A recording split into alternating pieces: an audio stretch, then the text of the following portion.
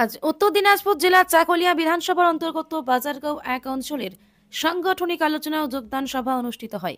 এই সাংগঠনিক আলোচনা ও যোগদান সভায় ৫ জন সিপিআইএম গ্রাম পঞ্চায়েত মেম্বার সহ ২৫০টি পরিবার তৃণমূল কংগ্রেসে যোগদান করেন।